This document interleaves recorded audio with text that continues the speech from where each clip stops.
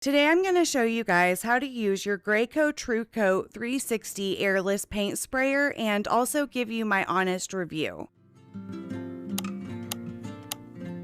There are a few different paint sprayers to choose from in the TrueCoat 360 series, but they all function in an almost identical way. The main difference is the speed settings. There's the basic TrueCoat 360 paint sprayer that just has one speed setting, and that paint sprayer is best for simple DIY projects. The next step up is the dual speed paint sprayers that have a low and a high setting, and then the higher end paint sprayer, which is the one that I bought that I'll be showing you today, is the VSP paint sprayer, which has a variable speed that can go anywhere from 0 to 10. The only other difference is that the other paint sprayers have a 32-ounce flex cup or paint reservoir, and the VSP paint sprayer has a 42-ounce paint reservoir, so it holds more paint and you can go longer in between stops and having to refill. I will link the paint sprayer and everything else used in this video down in the description box.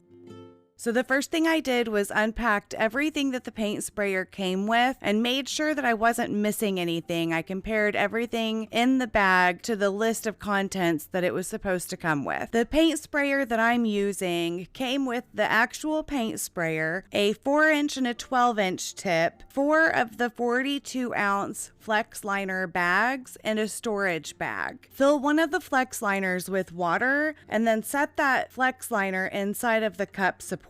Then you screw that cup support into the cup cover. You want to tighten the cup cover and the cup support until the arrow on the cup is within the range of the indicator that is on the cup support.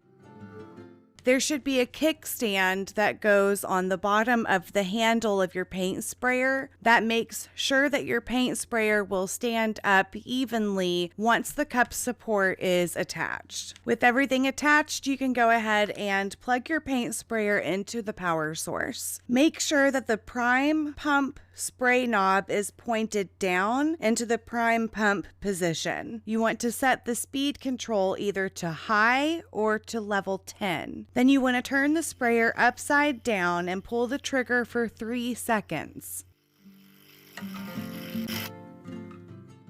Next, you want to turn the prime pump spray knob forward into the spray position and then rotate the spray tip 180 degrees into the unclog position, which is basically just turning that spray tip completely backwards. Then you hold the sprayer upside down and you pull the trigger for 3 more seconds. Now you're done flushing out your paint sprayer. You can go ahead and unplug the sprayer, remove the cup support, and dump the water out of the FlexLiner.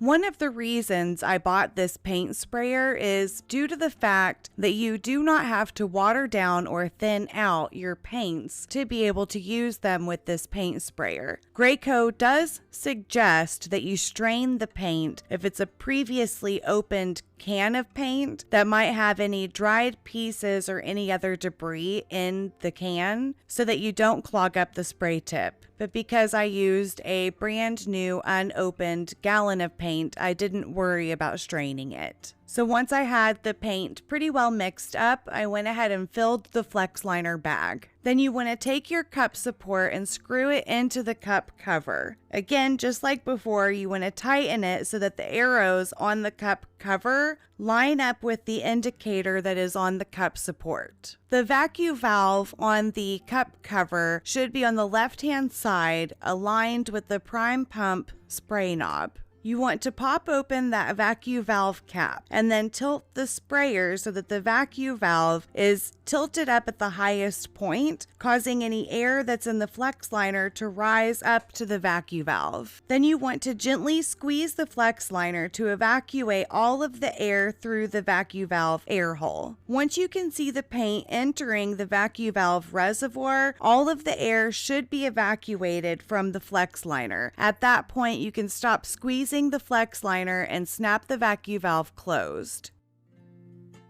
Once you've done that, you want to go ahead and plug in your paint sprayer. Turn the spray knob down into the prime pump position. And then to fill the sprayer with fluid, you want to point it into a waste bin, which I just used the plastic sheet that I had laid out on the concrete, and pull the trigger for 5 to 10 seconds. Then you want to repeat those steps one more time to get any air out of the FlexLiner that might have escaped the pump while you were priming it. Open the vacuum valve, tilt it so that it's facing the highest point, squeeze the FlexLiner to get any air out that might have gotten into the FlexLiner, and then snap it closed again. Now you want to make sure you turn the prime pump spray knob forward to the spray position, and then also make sure your spray tip is facing the spray position as well. At this point, your paint sprayer is ready to go. The one suggestion I would make is before you start painting your actual project, take either a piece of scrap wood or cardboard and test out the paint sprayer on that first. Then when it comes time to actually paint your project, just make sure you have the paint sprayer adjusted to the speed that you think will work best for that particular project. But the longer you work with the paint sprayer, the more comfortable you will become with it.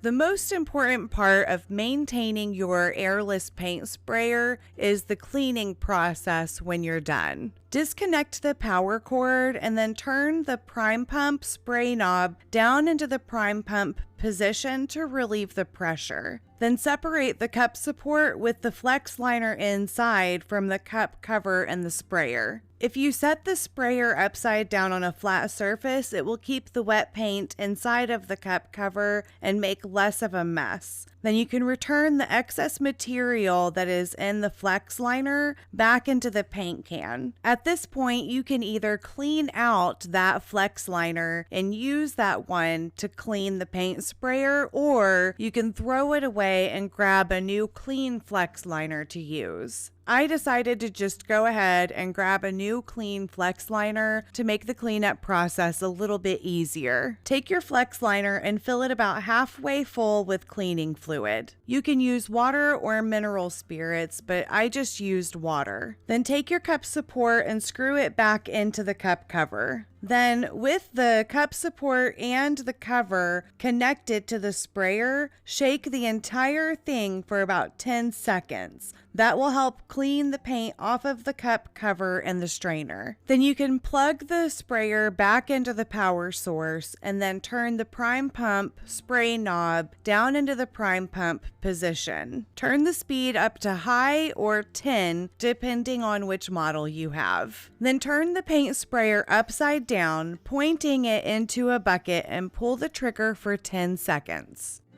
Turn the prime pump spray knob forward into the spray position, and then turn the spray tip 180 degrees into the unclog position.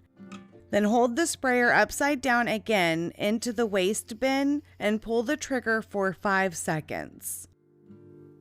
At this point, you can remove the cup assembly and properly discard of any cleaning fluid. Since I just used water, I just took the water from the FlexLiner bag and dumped it out into the bin. Then you're going to repeat those steps with a new fresh cup of clean water or mineral spirits, whichever one you're using to clean your paint sprayer, and continue to repeat those steps until the water is spraying completely clean out of your paint sprayer. For me, I repeated these steps 3 times before the water ran completely clean. Once you're done cleaning the paint sprayer, you want to remove the spray tip and the strainer and use a soft brush to completely scrub off any loose, dry material that might still be stuck to those. You also want to remove the vacuum valve cap from the cup cover and thoroughly clean that as well. You want to clean out that reservoir that's inside of the lid, and there's an air hole inside of the vacuum valve cover. You want to make sure that that doesn't get clogged. If it does get clogged, you can just use a paper clip to stick through that little hole and that'll unclog it. I also took the cup cover and the cup support inside and rinsed those under the faucet as well. Then once everything was clean and dry, I took it all back outside and put everything back together with the spray gun and stored everything inside of the bag that it came with. And that is everything you need to know about how to use your Graco TrueCoat 360 Airless paint sprayer. I'm really happy with this purchase, and I'm glad that I went with the model that I did.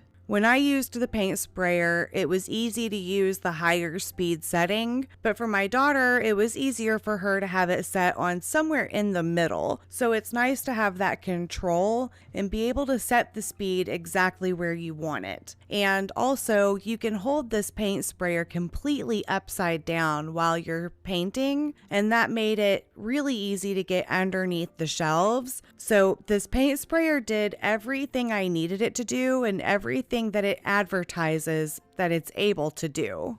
So for now, I'm going to say 10 out of 10. I'll do another update with this paint sprayer down the road whenever I get a chance to use it on a larger scale project. But for now, I'm perfectly happy with this paint sprayer. And again, if you're interested, I'm going to link this paint sprayer along with their other ones and the supplies that you will need down in the description box. And if you liked this video and you found it helpful, I'd love it if you'd hit that like button, subscribe to my channel, and ring that bell for notifications so you don't miss any future content on this channel. And until next time, you can check out one of these videos linked right here.